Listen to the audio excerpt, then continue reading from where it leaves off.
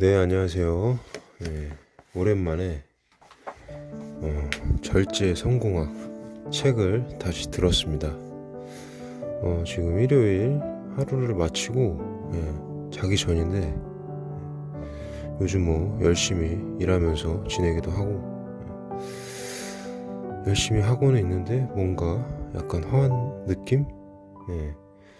뭔가 마음을 채워주고 저의 정신을 잡아줄 그런 것들이 필요하다고 좀 생각이 돼서 절제 성공학 읽어보도록 하겠습니다.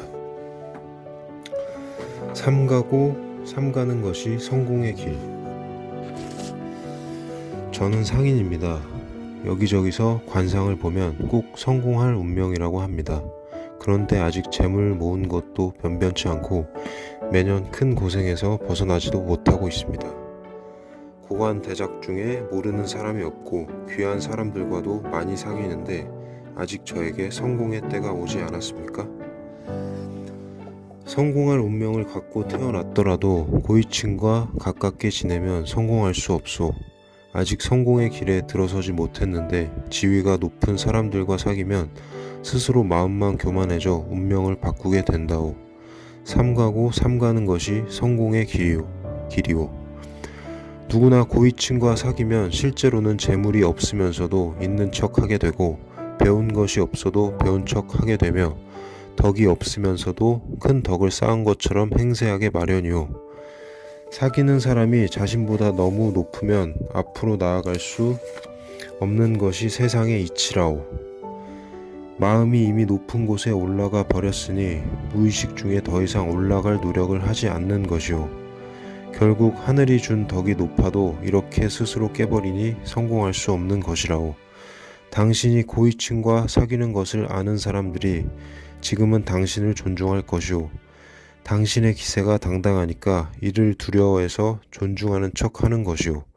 어찌 이것이 참된 성공의 길이겠소. 모든 인연이 만나면 헤어지는 것처럼 고위층과의 교제도 언젠가는 끝날 것이고 그때 가서는 무엇을 가지고 그 위세를 유지할 것이오. 진정으로 성공을 바란다면 당장 고위층과 사귀는 것을 그만두시오. 대신 지성으로 동료를 위하고 아랫사람을 사랑으로 보살피는 것에 온 힘을 기울이시오. 절대 아랫사람에게 교만해서는 안 돼요. 이와 같이 지금까지와 다른 삶을 살면 당신은 운명대로 크게 성공할 것이오. 하지만 선생님, 옛말에 사람은 그 사귀는 사람을 보면 알 수 있다고 했습니다. 이 말이 맞다면 고위층과 사귀어서 성공 못할 이유가 없지 않습니까? 마음이란 흐르는 물을 그릇에 담는 것과 같소. 좋은 사람과 사귀면 마음이 저절로 좋아지는 것처럼 고위층과 사귀면 마음이 저절로 고위층과 같아지게 된다는 말이오. 다시 말하면 그릇은 작은데 물이 넘치니 자연히 교만한 마음이 생기게 되는 것이라오. 당신과 같은 사람이 고위층과 계속 사귀면 당신의 마음이 당신의 현실을 감당하지 못하오. 세상이 아직 어지러울 때는 고위층과 사귀는 것이 일시적으로 성공의 길처럼 보일 때도 있어. 그러나 이것도 잠시뿐. 자신의 분수를 모르고 자꾸 윗사람을 통해 무엇인가를 이루려 하게 된다오. 사람을 잘못 사귀면 운명을 크게 해친다오. 네, 두 번째 소제목 읽어보도록 하겠습니다. 자연은 생명 공동체. 저는 젊을 때 열심히 일하여 조그만 성공을 이루었습니다. 그런데 얼마 전 정원에 연못을 판 이후부터 집안에 좋지 않은 일이 끊이질 않습니다. 이유가 무엇입니까? 마당 넓은 집에 사는 것을 나쁘다고 할 수는 없지만 그곳에 연못을 파거나 언덕을 만들면 운이 크게 나빠집니다. 아직 성공의 문턱에 있으면서 연못을 파고 정원을 화려하게 꾸미면 앞으로 당신의 앞길에 연못과 언덕이 놓이게 됩니다. 설사 큰 부잣집이라 하더라도 정원에 연못이나 언덕을 만들어서 가운이 더 번성해지는 것을 보지 못했습니다. 조상의 덕이 커서 더 이상 가운이 쇠락하지는 않더라도 번성할 수는 없습니다. 이런 집은 재물은 많아도 식구들이 질병으로 고생을 합니다.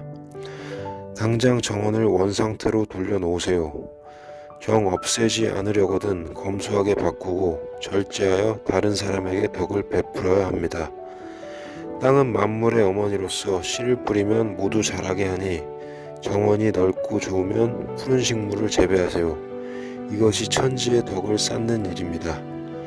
혹시 집에 찾아오는 사람들 때문에 할 수 없이 정원을 꾸며야 한다면 예외가 될 수 있으나 자신이 즐기기 위해서 정원을 화려하게 꾸미면 안 됩니다. 현지 자연은 서로 느끼고 호흡하며 살아가는 공동체인데 자신의 즐거움을 위해 자연을 훼손하면서 어찌 잘 되길 바란단 말입니까? 그 고통이 언젠가는 자신에게 돌아온다는 것을 한시도 잊으면 안 됩니다. 네, 마지막 소제목 하나 정도 더 읽도록 하겠습니다. 만물을 아끼면 만물이 돕는다. 아껴 쓰는 것과 운명은 어떤 관계가 있습니까? 임금을 도와주는 것이 백성입니다. 백성이 없으면 임금이 있을 수 없으며 임금을 섬길 사람도 없습니다. 그래서 임금의 크기는 백성이 결정하는 것입니다. 백성을 자식같이 사랑하는 것이 임금의 도리입니다. 자신에게 속한 물건은 자신의 백성이라고 할 수 있습니다. 비록 거린이라 할지라도 밥그릇이나 누더기가 자신의 백성입니다. 그러므로 백성을 거느리지 않는 사람은 아무도 없습니다. 함부로 만물을 다루는 것은 백성을 무시하는 임금과 같습니다. 백성을 무시하는 임금이 백성에게 버림받듯 만물을 함부로 다루면 만물에게 버림받습니다. 사람을 제자리에 있게 하고 그 뜻을 펼 수 있게 하는 것이 세상 만물입니다. 하찮은 물건이라도 더러우면 깨끗이 하고 정갈하고 검소하게 다뤄야만 합니다. 이렇게 해야만 백성을 어루만지는 임금의 덕이 커지듯 자신의 덕이 올라가는 것입니다. 만물을 아끼는 것에는 저마다 세상의 이치가 녹아 있습니다. 물은 나무를 자라게 하고 만물을 기르는 근본입니다. 물이 부족하면 만물을 만들거나 기르기 어렵습니다. 이런 이치로 물을 낭비하는 사람은 점차 가난해지며 자식도 쉽게 생기지 않습니다. 종이는 물과 나무로 만듭니다. 종이를 만들기 위해서는 물이 많이 필요합니다. 종이를 낭비하는 것은 나무의 생명과 물을 동시에 낭비하는 일이니 천지의 덕을 크게 훼손합니다. 종이를 낭비하는 사람 또한 만사가 뜻대로 되지 않습니다.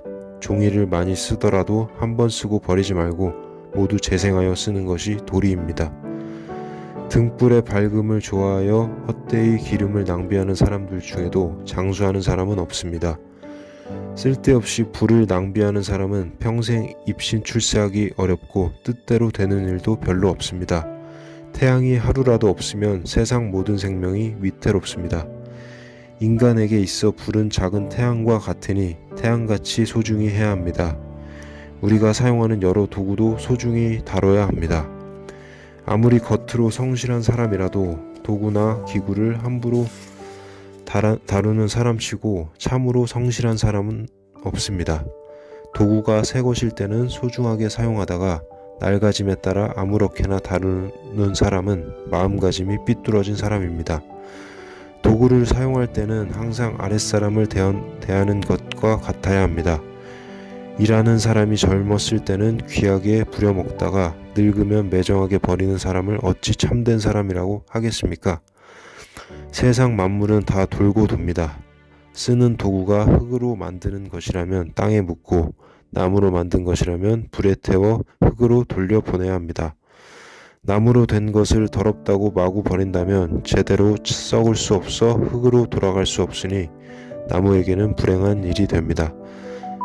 나무가 더러우면 물로 깨끗이 씻어서 불태워 재로 만드는 것이 나무에게 음덕을 쌓는 일입니다.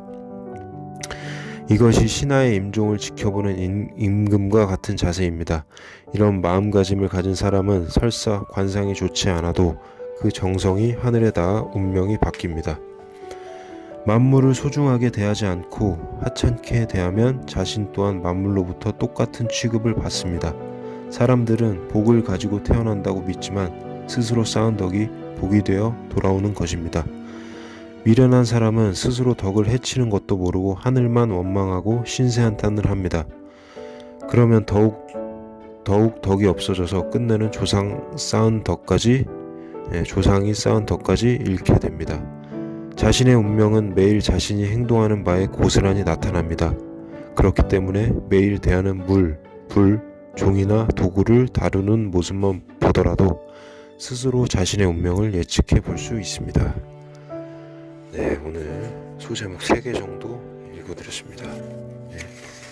매우 중요하고 내 삶에 적용해 볼 만한 좀 주옥 같은 내용이라고 생각하고 오늘 여기까지 읽도록 하겠습니다. 감사합니다.